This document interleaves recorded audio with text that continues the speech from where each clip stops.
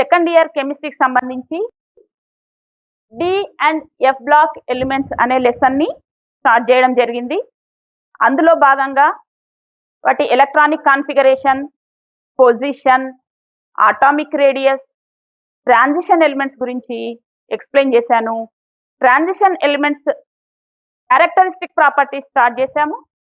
అందులో భాగంగా variable oxidation number, paramagnetism, coloured ions గురించి ఎక్స్ప్లెయిన్ చేశాను. దానికి కంటిన్యూయేషన్గా ఈ క్లాస్లో మీకు remaining characteristic properties, formation of interstitial compounds గురించి, ఫార్మేషన్ ఆఫ్ కాంప్లెక్స్ కాంపౌండ్స్ గురించి, నెక్స్ట్ ఫార్మేషన్ ఆఫ్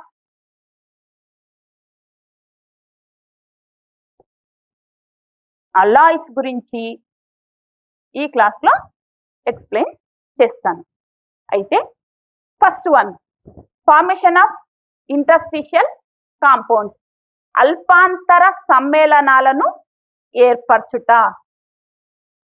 అల్పాంతర సమ్మేళనాలు ఏర్పరచుట. అయితే ఇంటర్స్టిషియల్ ప్లేసెస్, అల్పాంతర స్థానాలు అంటే ఏంటి అంటే, మెటల్ ఆటమ్స్ ఇలా ఉంటే వీటి మధ్య ఉన్నటువంటి ఈ గ్యాప్స్ ని ఇంటర్స్టిషియల్ ప్లేసెస్ అని చెప్తాం. ఈ మధ్యలో ఉండేటువంటి ఈ గ్యాప్స్ నే ఇంటర్స్టిషియల్ ప్లేసెస్ అని చెప్తాం. అయితే when crystallization of metals taking place, small size hydrogen, carbon, nitrogen atoms ఈ ఇంటర్స్టిషియల్ ప్లేసెస్ లోకి చేరుతాయి.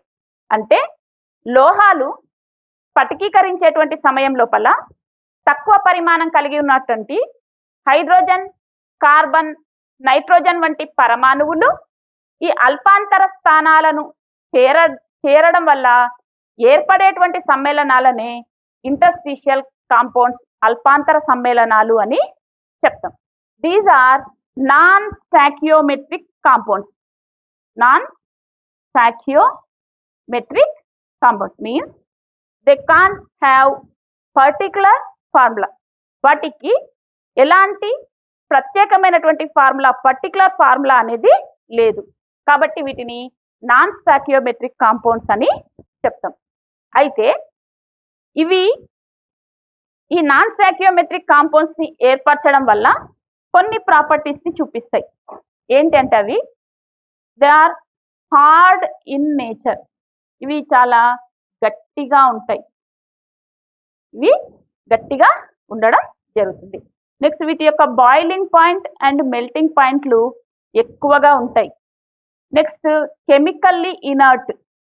ఇవి రసాయనికంగా జడత్వాన్ని ప్రదర్శిస్తాయి. నెక్స్ట్ ఇవి మంచి కండక్టివిటీని చూపిస్తాయి. Maintain conductivity. ఇవి ఇంటర్స్టిషియల్ కాంపౌండ్స్. మళ్ళీ ఒకసారి చెప్తున్నాను. Interstitial compounds means when small size hydrogen, carbon, nitrogen taking place interstitial places, they are called interstitial compounds. The compounds in which hydrogen, carbon, nitrogen are entered into interstitial places, those compounds are called interstitial compounds. అంటే hydrogen, carbon, nitrogen వంటివి అల్పాంతర స్థానాలలో చేరడం వల్ల ఏర్పడేటువంటి సమ్మేళనాలనే interstitial compounds అని చెప్తాము. ఇవి గట్టిగా ఉంటాయి, అధిక ద్రవీభవన బాష్పీభవన స్థానాలు కలిగి ఉంటాయి, రసాయనికంగా జడత్వాన్ని చూపిస్తాయి, వాటి వాహకతను నిలుపుకోవడం జరుగుతుంది. Next formation of complex compounds, సంక్లిష్ట సమ్మేళనాలను ఏర్పరచడం. సంక్లిష్ట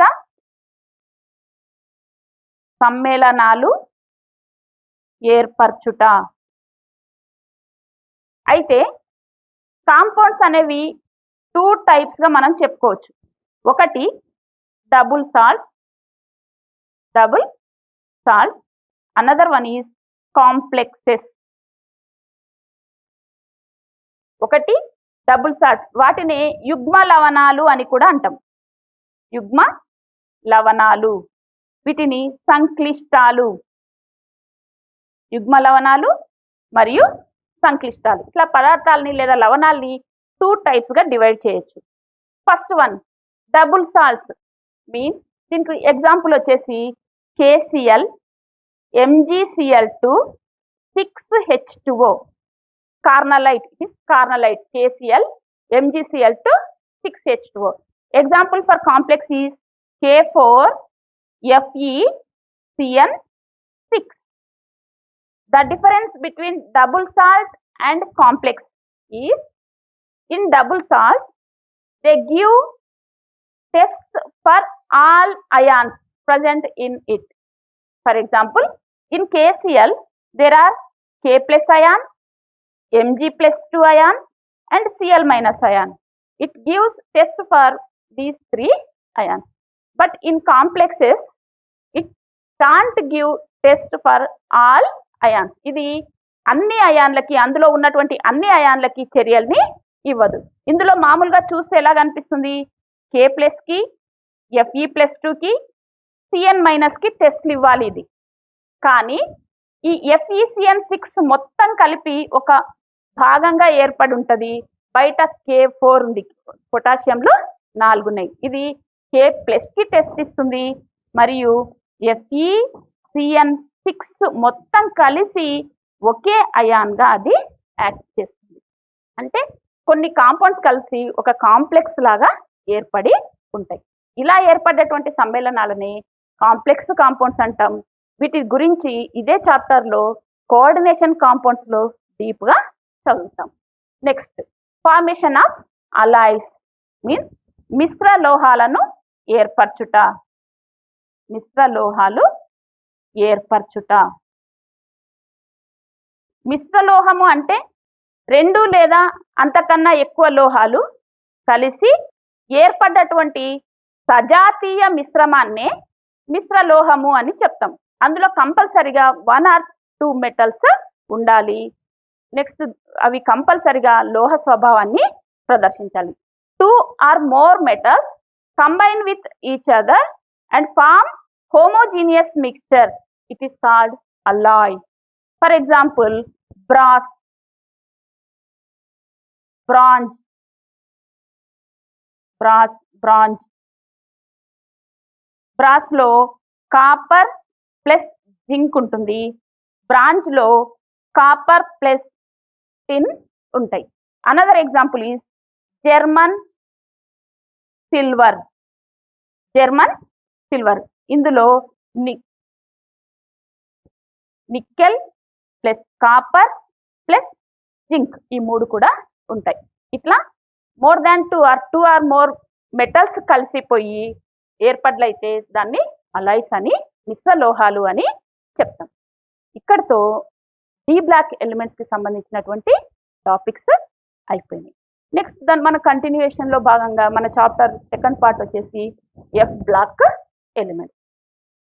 నెక్స్ట్ ఎఫ్ బ్లాక్ ఎలిమెంట్స్ నేను ఫస్ట్ క్లాస్లోనే చెప్పాను. బేస్డ్ ఆన్ డిఫరెన్షియేటింగ్ అని elements are classified into 4 blocks అని కదా.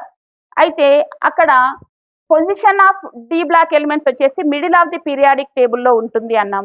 కానీ ఇక్కడికి వచ్చేసరికి position of F block elements are bottom of the periodic table. Periodic టేబుల్లో దిగువ భాగంలో ఉంటాయి. బాటమ్ ఆఫ్ ద పీరియాడిక్ టేబుల్లో ఇవి కనిపిస్తాయి.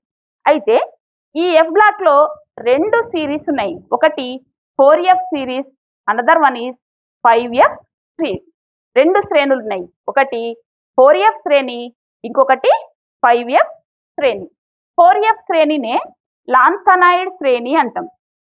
లాంథనైడ్ శ్రేణి. 5F శ్రేణిని యాక్టినైడ్ శ్రేణి అని చెప్తాం. లాంథనైడ్ శ్రేణి, యాక్టినైడ్ శ్రేణి అని చెప్పి 2 శ్రేణులు ఉన్నాయి. లాంథనైడ్, ఇంకొకటి యాక్టినైడ్. లాంథనైడ్ శ్రేణి, యాక్టినైడ్ శ్రేణి.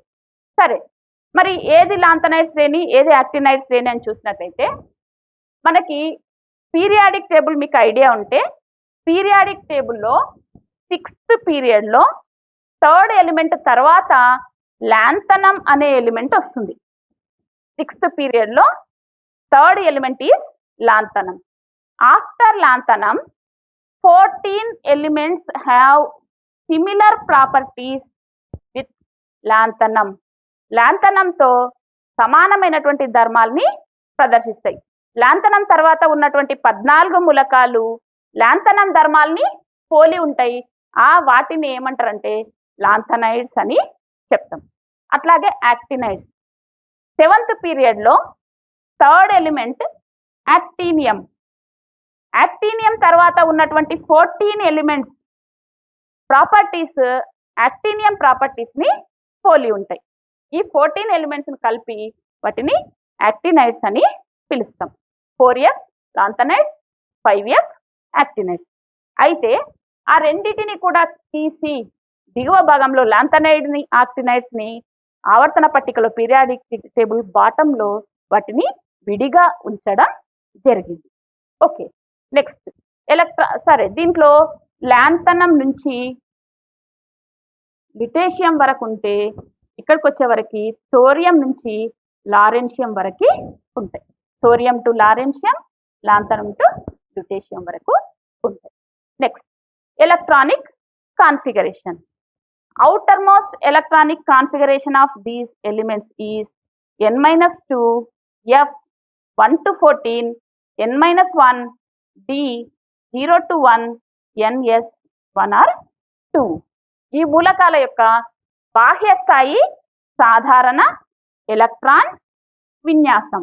సాధారణ ఎలక్ట్రాన్ విన్యాసం n-2, F 1 to 14, n-1, D 0 to 1, Ns 1 to 2. ఇందులో కూడా అనామలస్ ఎలక్ట్రానిక్ కాన్ఫిగరేషన్స్ ఉన్నాయి. అవి ముందు ముందు క్లాసెస్లో మీరు చూస్తారు. Next atomic radius. మళ్ళీ same in a period or in a series from left to right atomic radius values decreases. నేను రీజన్ని ఆల్రెడీ ఎక్స్ప్లెయిన్ చేశాను, రిపీట్ చేయడం లేదు. ఇక్కడ ఎడమ నుంచి కుడికి వచ్చే కొద్దీ ఆటామిక్ రేడియస్ వాల్యూస్ అనేవి క్రమంగా తగ్గుతూ వస్తాయి. అయితే ఇన్ ఎఫ్ బ్లాక్ ఎలిమెంట్స్ ఈ ఆటామిక్ రేడియస్ డిక్రీజ్ అనేది ఎక్కువగా ఉంటుంది. It is called lanthanide contraction. Lanthanide contraction. పరమాణు పరిమాణంలో తగ్గుదల ఎక్కువగా ఉండడాన్ని లాంథనైడ్ కాంట్రాక్షన్ అని చెప్తాం. Slow decreasing of atomic radius that is in 4F block 4F series is called lanthanide contraction. అయితే ఈ లాంథనైడ్ కాంట్రాక్షన్ వల్ల కొన్ని కాన్సిక్వెన్సెస్ అనేవి మనం చూస్తాం. వాటిని ఏమంటాం? లాంథనైడ్ కాంట్రాక్షన్ కాన్సిక్వెన్సెస్ అంటాం. లాంథనైడ్ సంకోచ ఫలితాలు. లాంథనైడ్ సంకోచ ఫలితాలు. అయితే నేను వీటి పొజిషన్ చెప్పేటప్పుడు ఇక్కడ 6th పీరియడ్లో 3rd ఎలిమెంట్ అన్నాను, 7th పీరియడ్లో 3rd ఎలిమెంట్ అన్నాను, వాటి తర్వాత ఉన్నటువంటి 14 ఎలిమెంట్స్ని తీసి క్రింద పెట్టాను అన్నాను. అయితే ఇక్కడ ఈ రకంగా విడిగా ఉంచిన తర్వాత మళ్ళీ డి బ్లాక్ ఎలిమెంట్స్ స్టార్ట్ అవుతాయి.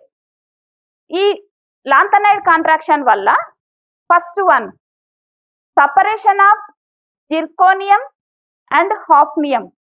హాఫ్నియం మరియు జిర్కోనియం యొక్క సపరేషన్ అనేది కష్టమవుతుంది. It is difficult to separate zirconium and hafnium. Next separation of lanthanides from its mixture. అంటే లాంథనైడ్లను వాటి మిక్స్చర్ నుంచి సపరేట్ చేయడం కూడా కష్టమవుతుంది. Second one is separation of lanthanides is difficult. Next third one basic nature from left to right decreases. ఎడమ నుంచి కుడికి వచ్చే కొద్దీ ఈ లాంథనైడ్ల యొక్క బేసిక్ క్యారెక్టర్ అనేది క్రమంగా తగ్గుతూ వస్తుంది.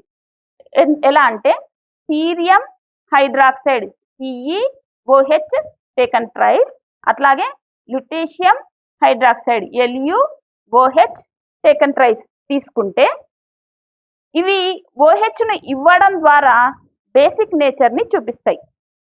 అయితే సీరియంకి OHకి మధ్య ఉన్నటువంటి బాండ్ బ్రేక్ అవ్వాలి. అట్లాగే ఇక్కడకి OHకి మధ్య ఉన్నటువంటి బాండ్ బ్రేక్ అవ్వాలి. అయితే ఎప్పుడైతే ఆటామిక్ రేడియస్ తగ్గుతుందో అట్రాక్షన్ అనేది ఎక్కువ అవుతుంది, కాబట్టి బాండ్ బ్రేకింగ్ అనేది కష్టం అవుతుంది. ఇక్కడికి వచ్చే వరకు ఆటామిక్ సైజ్ ఎక్కువగా ఉండడం వల్ల బాండ్ బ్రేకింగ్ అనేది ఈజీ అవుతుంది. కాబట్టి సీరియం హైడ్రాక్సైడ్ బాండ్ బ్రేక్ అయ్యి ఈజీగా OH ఇవ్వగలుగుతుంది. ల్యూటీషియం హైడ్రాక్సైడ్లో బాండ్ బ్రేకింగ్ అనేది కష్టమయ్యి అక్కడ OH అనేది తక్కువగా ఇస్తుంది. కాబట్టి from left to right basic nature అనేది స్లోలీ డిక్రీజెస్. ఈ చాప్టర్లో మనము D and F block complete చేస్తున్నాం. దాని కంటిన్యూయేషన్గా కోఆర్డినేషన్ కాంపౌండ్స్, సమన్వయ సమ్మేళనాలు, ఇది కూడా ఈ చాప్టర్కి చెందుతుంది. కాంప్లెక్స్ కాంపౌండ్స్ గురించి కొంచెం చెప్పాను మీకు ఆల్రెడీ. ట్రాన్సిషన్ ఎలిమెంట్స్ యొక్క క్యారెక్టరిస్టిక్ ప్రాపర్టీస్ చెప్పేటప్పుడు వచ్చింది ఇది మనకి. కాంపౌండ్స్ 2 టైప్స్ అన్నాను, double salts and complexes. Double సాల్ట్స్లో అన్ని అయాన్లకు చర్యలు ఇవ్వవు, కాంప్లెక్సెస్ డబుల్ సాల్ట్స్కి వచ్చేవరకు అన్ని అయాన్లకు చర్యలు ఇస్తున్నాయి, కాంప్లెక్సెస్లోకి వచ్చేవరకు అన్ని అయాన్లకు చర్యలు ఇవ్వవు అని చెప్పడం జరిగింది. దానికి సంబంధించినటువంటి ఎగ్జాంపుల్స్ కూడా లాస్ట్ క్లాస్లో చూస్తారు. సో దాని గురించి కొంచెం డీప్గా కోఆర్డినేషన్ కాంపౌండ్స్ లేదా సమన్వయ సమ్మేళనాలు, వీటినే కాంప్లెక్స్ కాంపౌండ్స్ అని కూడా చెప్తాం, ఏ పేరుతో చెప్పినా ఒకటి. సరే, ఈ చాప్టర్లో మనం కొన్ని వర్డ్స్ని ఎక్కువగా చూస్తూ ఉంటాం. అవేంటి అంటే కేంద్ర లోహము, central metal, central metal, ligand, ligand, సమన్వయ సంఖ్య, కోఆర్డినేషన్ నంబర్, సమన్వయ సమూహము, కోఆర్డినేషన్ ఎంటిటీ, సమన్వయ మండలము, కోఆర్డినేషన్ పేర్,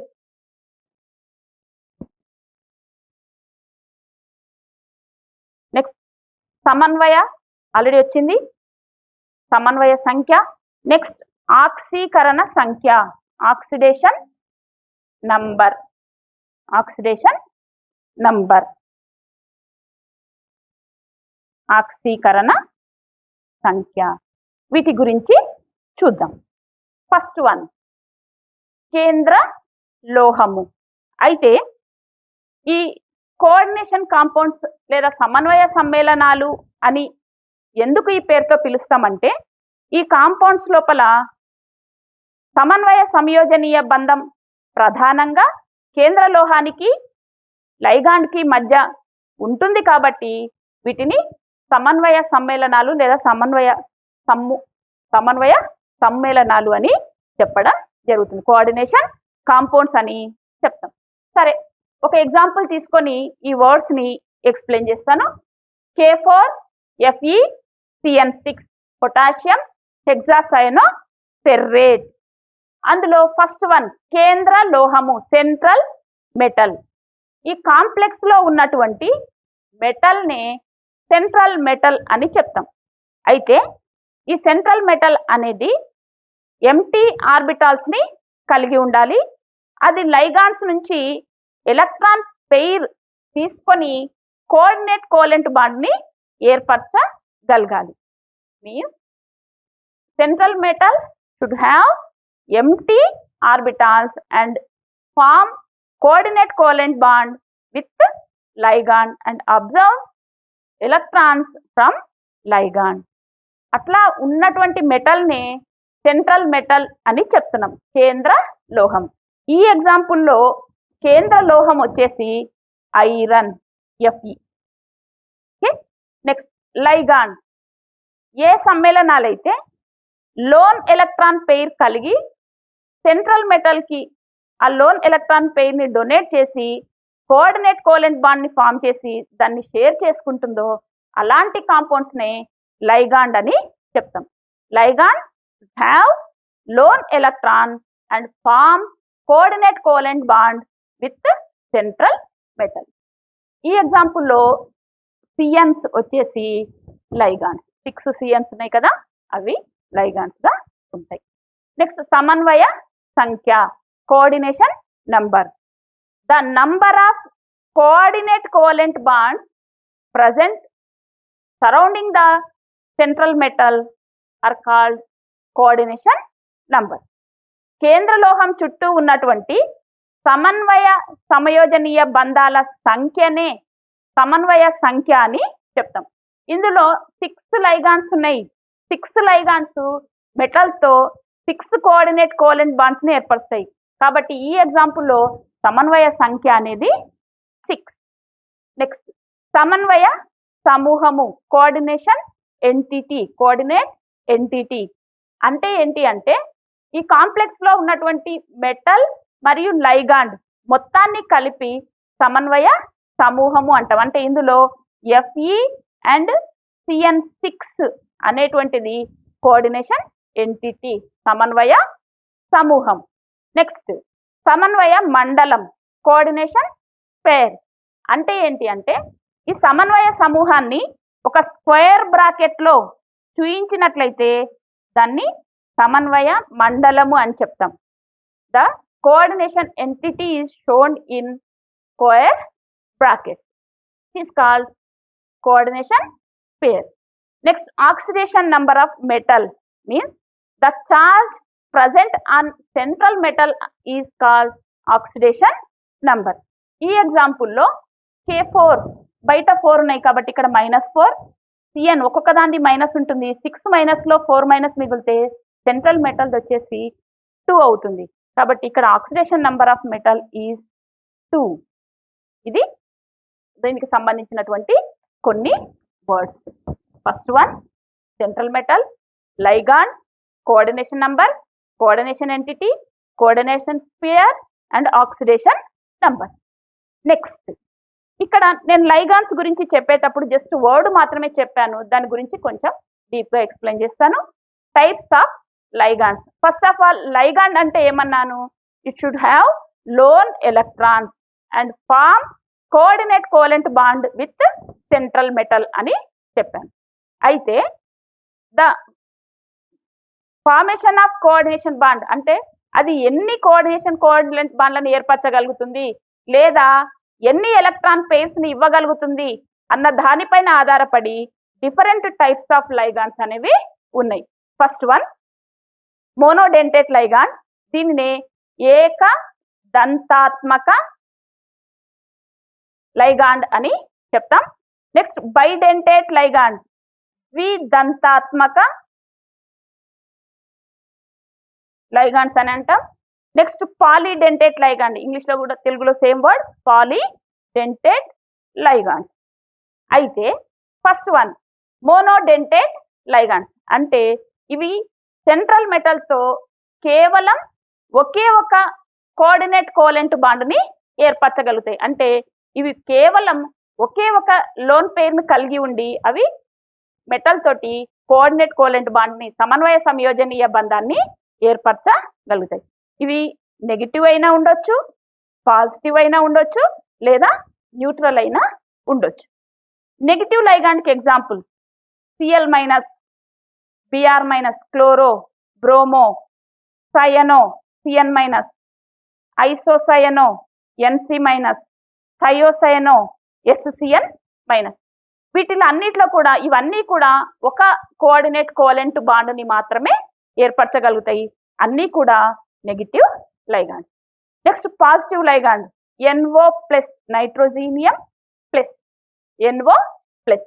నెక్స్ట్ న్యూట్రల్ లైగాండ్స్, దీనికి example NH3, ammine, H2O, aqua, carbonyl, CO. ఈ మూడు కూడా న్యూట్రల్ లైగాండ్స్ కి ఎగ్జాంపుల్ గా ఉంటాయి. ఇవన్నీ మోనోడెంటేట్ లైగాండ్స్. ఇవి కేవలం ఒకే ఒక కోఆర్డినేట్ కోవలెంట్ బాండ్ ని ఏర్పరచగలుగుతాయి. నెక్స్ట్ బైడెంటేట్ లైగాండ్స్, ద్విదంతాత్మక లైగాండ్స్.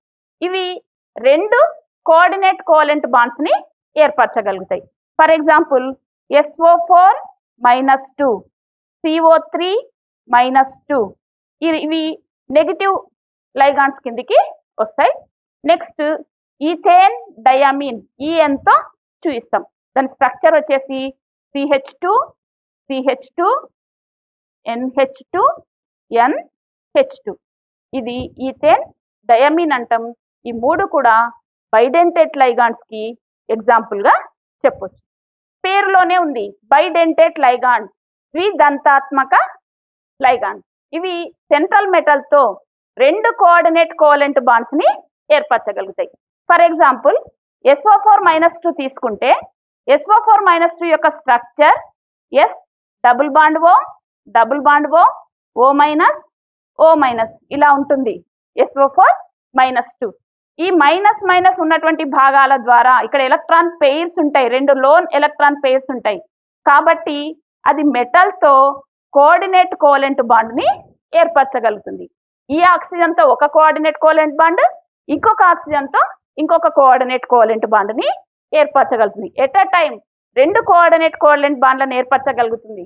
కాబట్టి అది బైడెంటేట్ లైగాండ్. ఇట్లా రెండు కోఆర్డినేట్ కోవలెంట్ బాండ్స్ ఏర్పరచగలిగితే వాటిని బైడెంటేట్ లైగాండ్స్ అని చెప్తాం. Next polydentate ligands. రెండు కన్నా ఎక్కువ కోఆర్డినేట్ కోవలెంట్ బాండ్స్ ని ఏర్పరిస్తే వాటిని పాలీడెంటేట్ లైగాండ్స్ అంటాం. For example NTA nitrito triacetate. ఇది యాక్చువల్ గా టెట్రాడెంటేట్ లైగాండ్. దాని స్ట్రక్చర్ వచ్చేసి NCH2 COO minus CH2 COO minus CH2 COO minus. ఇందులో మూడు ఎసిటేట్లను ఉపయోగించి మూడు కోఆర్డినేట్ కోవలెంట్ బాండ్స్ వస్తాయి. అట్లాగే నైట్రోజన్ ద్వారా కూడా ఒక కోఆర్డినేట్ కోవలెంట్ బాండ్ ని అది ఏర్పరచగలుగుతుంది. Next another example is ethylene diamine tetraacetate. Ethylene diamine tetraacetate ఇది హెక్సాడెంటేట్ గా ఉంటుంది. అంటే 6 కోఆర్డినేట్ కోవలెంట్ బాండ్స్ ని అది ఏర్పరచగలుగుతుంది. ఇవి polydentate ligand. Next ambidentate ligand. Ambidentate ligand means it is monodentate ligand. అంటే సపోజ్ SO4-2 ఉంది అనుకోండి, sorry ambidentate ligand is monodentate ligand. For example CN- and NC-. ఈ రెండిటి ఫార్ములా సేమ్, CN ఉంది. అయితే ఒకసారి కార్బన్ ద్వారా కోఆర్డినేట్ కోవలెంట్ బాండ్ ని ఏర్పరచొచ్చు, ఇంకొకసారి నైట్రోజన్ ద్వారా కోఆర్డినేట్ కోవలెంట్ బాండ్ ని ఏర్పరచొచ్చు. అంటే ఇది రెండు డోనార్ ఆటమ్స్ కలిగి ఉన్నప్పటికీ కూడా ఒకే డోనార్ ఆటమ్ ని యూజ్ చేసుకొని కోఆర్డినేట్ కోవలెంట్ బాండ్ ని ఏర్పరచగలుగుతుంది. అలాంటి వాటిని అంబిడెంటేట్ లైగాండ్స్ అని అంటాం. ఇంకొక టైప్ ఆఫ్ కూడా ఉంది ఫ్లెక్సిడెంటేట్ లైగాండ్స్ అని. ఫ్లెక్సిడెంటేట్ లైగాండ్స్ అంటే ఇవి పాలీడెంటేట్ లైగాండ్స్ అయినప్పటికీ కూడా కొన్ని ఉపయోగించుకొని కొన్ని ఉపయోగించుకోకుండా ఉన్నట్లయితే, సపోజ్ SO4-2 అనేది బైడెంటేట్, దాంట్లో ఒకటి మాత్రమే ఉపయోగించుకుంటే అప్పుడు దాన్ని ఫ్లెక్సిడెంటేట్ అని చెప్తాం. ఇక్కడతో ఆపుతాను. దీనికి సంబంధించి కొంత ఎక్సర్సైజ్ ఇస్తాను, రాసుకో. ఈ టాపిక్ సంబంధించినటువంటి question. First one, what is the outer most common electronic configuration of F block elements? F block మూలకాల బాహ్య స్థాయి సాధారణ ఎలక్ట్రాన్ విన్యాసము తెలుపుము. Second one, what is lanthanide contraction? Give its consequences. Lanthanide సంకోచం అనగానేమి, దాని ఫలితాలేవి? థర్డ్ వన్, సమన్వయ సంఖ్య అనగా నేమి? What is coordination number? Next, ambidentate ligand అనగా నేమి? What is ambidentate ligand? Last one, brass, bronze and German silver composition రాయాలి. What is the composition of brass, bronze and German silver? ఇత్తడి, కంచు, German సిల్వర్ల యొక్క సంఘటనలు తెలుపండి. ఇక్కడతో సెకండ్ పార్ట్ ని ఆపుతాను. నెక్స్ట్ క్లాస్లో కంటిన్యూ చేద్దాం.